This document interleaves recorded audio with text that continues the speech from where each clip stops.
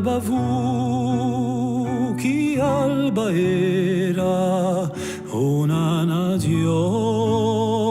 una guerra, chi fu stu maio, verano nero, a sanguiniccia sotto bandera, a mezz'all'agne e poi sciaura, così sonnato un terra sruta dalla budanza senza rimura, priù di noi, di un nostro frutto.